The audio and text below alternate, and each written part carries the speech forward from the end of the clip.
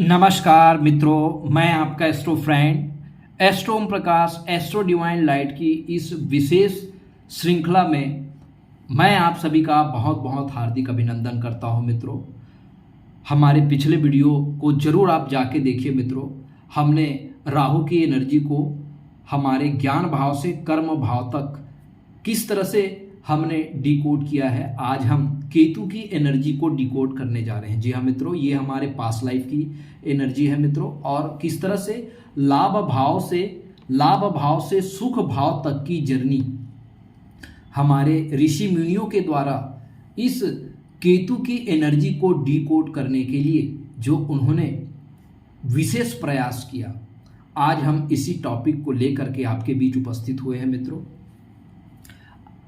केतु जहां बैठता है वहां से विरक्त कराता है। आपकी कुंडली में केतु कहीं भी बैठे हो सकते हैं। मित्रों, केतु से हम पास्ट लाइफ की एनर्जी को कोरिलेट करके हम देखते हैं। मित्रों, केतु जहां बैठा है वो एनर्जी कहीं ना कहीं हमें हमारे साथ पास्ट लाइफ से एसोसिएट हुई है। अब केतु ये लाभ भाव में, ये हमारा डिजायर भाव है। मित्रों, तो केतु जो है जहां बैठता है वो हमारे उस भाव से संबंधित कारकत्वों को ये क्या कर देता है, डिसोसिएट कर देता है। अर्थात ये हमारा डिजायर है, और हमारा मन का जो डिजायर होता है मित्रों, वो कभी खत्म नहीं होता।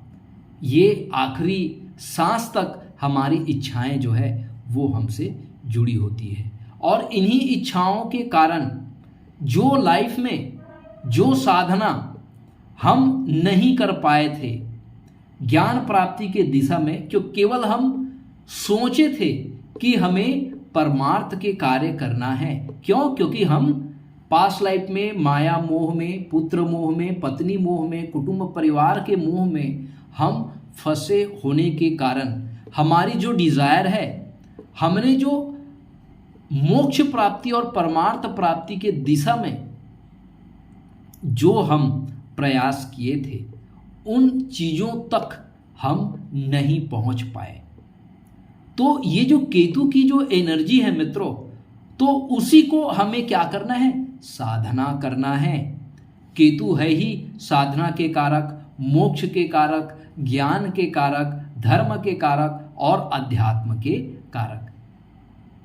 तो उन केतु की जर्नी, तो केतु का जो जहां केतु बैठा है वो राहु का शक्ति स्थान हुआ। मित्रों, तो राहु का शक्ति किसमें है? राहु की शक्ति तो अमृतत्व को प्राप्त करने में है।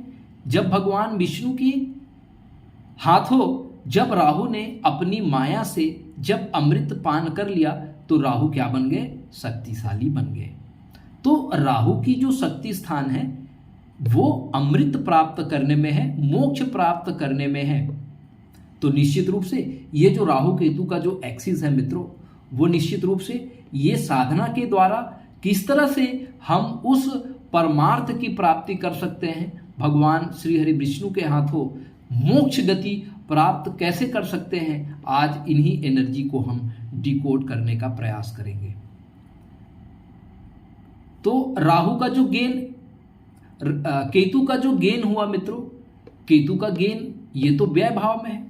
अब केतु का गेन व्यय भाव से आशा यह हुआ कि हमारी साधना के मार्ग में जब हम पूरी तरह से, जब हम लाइफ की जर्नी करते हैं, तो लाइफ की जर्नी स्टार्ट करते हैं तो बहुत सारे हमारे अंदर माया मोह, भोग विलास इत्यादि ये कार्मिक अकाउंट्स हमारे साथ एसोसिएट होते हैं। मित्रों, अब इन चीजों को हमें इस 12th हाउस से क्या करना है, रिलीज करना है। तो केतु हमें यह समझाने का प्रयास कर रहे हैं मित्रों कि यदि हमारे अंदर अगर एक भी मनोविकार हमारे साथ एसोसिएट हुए, तो ये मनोविकार हमें परमार्थ की दिशा में पहुंचने नहीं देगा, उस परमात्मा की कृपा को प्राप्त होने नहीं देगा।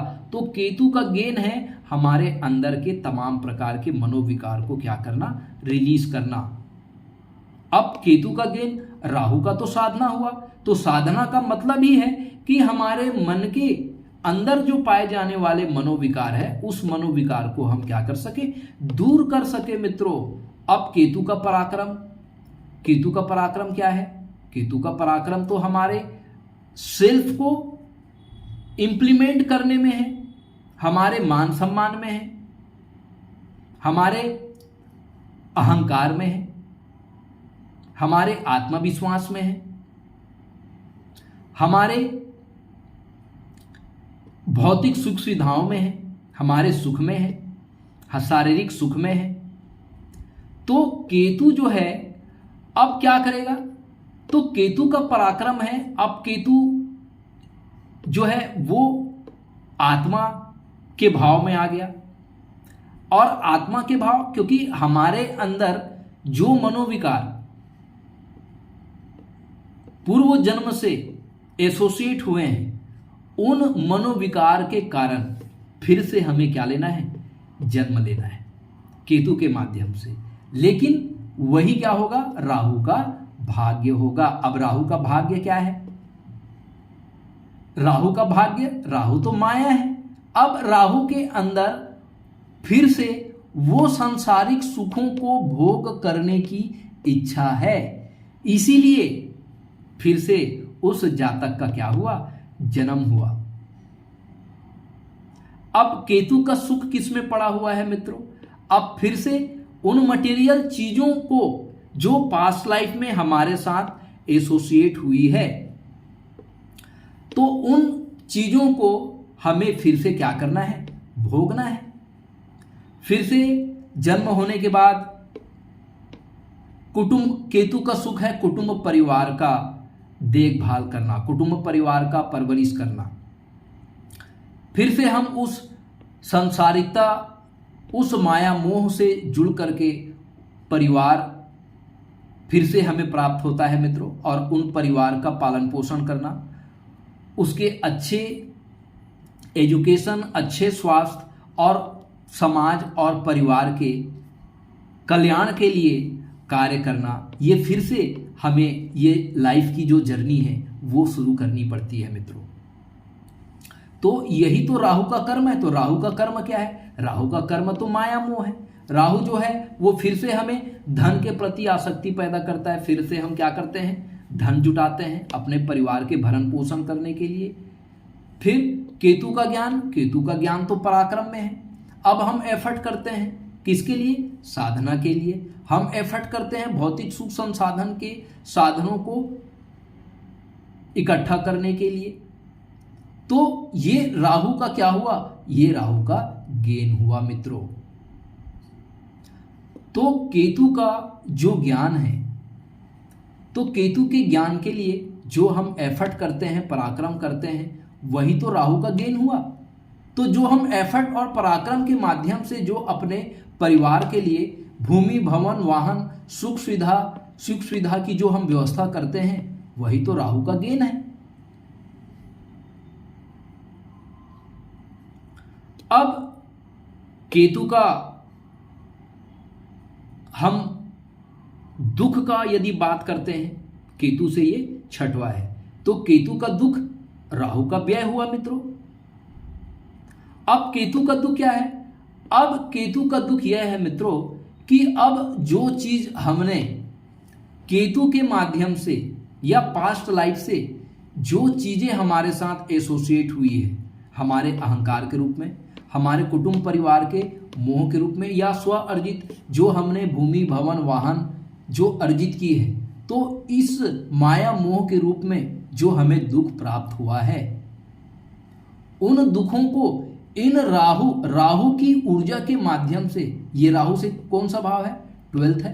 तो उन दुखों को, उन माया को, उन मनोविकार को जो हमारे मन के साथ एसोसिएट हुए हैं, जो हमें ज्ञान प्राप्ति के दिशा में वो बाधा पैदा कर रहे हैं, तो उन्हें राहु के माध्यम से, ये राहु का क्या है? व्यय स्थान है। तो राहु के माध्यम से व्यय करना है, उन मटेरियल चीजों को हमें व्यय करना है, तभी तो हमें क्या प्राप्त होगा?